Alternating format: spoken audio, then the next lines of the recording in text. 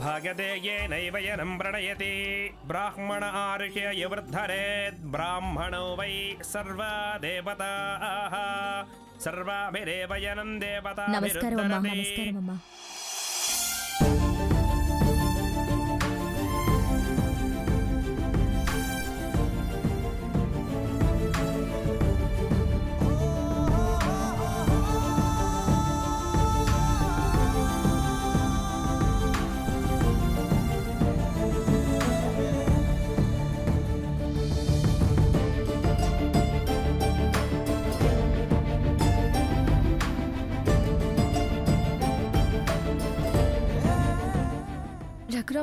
ఏంటిది? అమ్మ తరపున ఆత్మీయులు ఎవరూ లేరని బాధ, మమ్మల్ని చూసేసరికి ఉన్నారన్న భావన.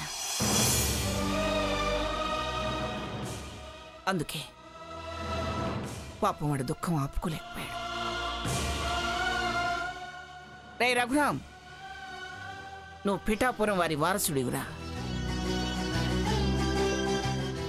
మేమంతా నీ బలగంరా. ఏదో నిన్న రాలేకపోవచ్చు గాని అలా అని వదిలేస్తాననుకున్నావురా?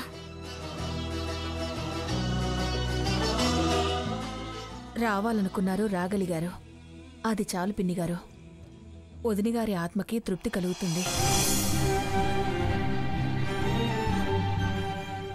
నిన్న కూడా కట్టుకున్నవాడుండి కూడా కన్నకొడుకే ఆ కార్యం చేశాడు.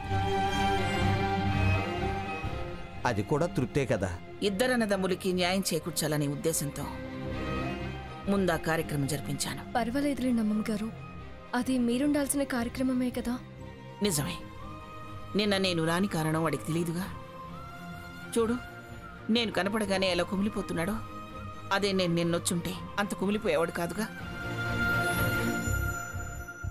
సర్లే మంగ, అంతా జరిగిపోయిన తర్వాత ఇప్పుడు అనుకుని ఏం లాభం?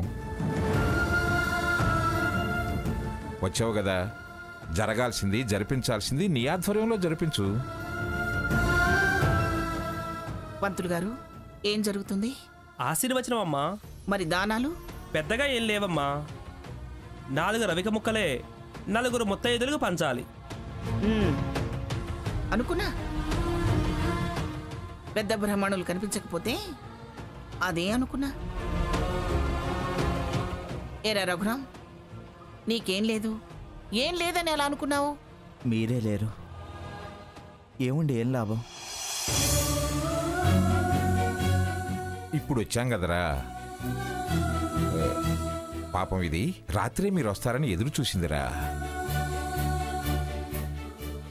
కానీ నేను ఆ కార్యం పూర్తిగా అందే ఎలా వస్తారు అంటే రేపు మనం వెళ్ళి తీరాల్సిందే అందిరా. నేను రాత్రి రఘురాం బాధపడుతుంటే ఈరోజు ఖచ్చితంగా వస్తారని చెప్పాను తాతయ్య గారు.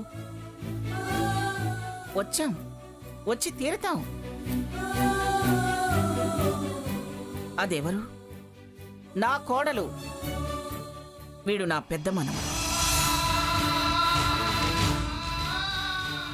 అది పిఠాపురం శారదాంబ. అర్జెంటుగా బ్రాహ్మణులు పిలిపించండి. గోదానం, భూదానం, సువర్ణదానం అన్ని యథావిధిగా వాడి చేత్తో ఇప్పిస్తాను. ఆశీర్వచనం మళ్ళీ మొదటి నుంచి చేద్దురు గాని. అలాగేనమ్మా.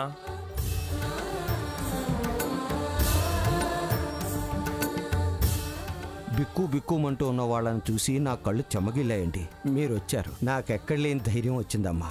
రాకెక్కడికి పోతాను రామచంద్రయ్య? నా వాళ్ళని నేను వదులుకుంటానా? నా అన్న వాళ్ళని, నా అనుకున్న వాళ్ళని నేనెవరిని వదిలిపెట్టను. వాళ్లే కదా నా బలం, బలగం. నా శారద నన్ను వద్దనుకుంది గాని నేను వద్దనుకోలేదు. వీణ్ణి తీసుకొచ్చి మీవాడు అంది.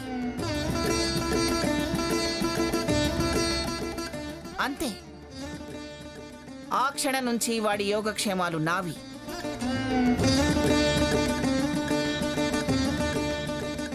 ఏదో మాలో మేము లక్ష అనుకోవచ్చు, అవేమి శాశ్వతాలు కాదు. వచ్చారా పంతులు గారు? అమ్మా, ఎవరెవరికి ఏ దానం ఇవ్వాలో వాళ్ళతో ఇప్పించండి.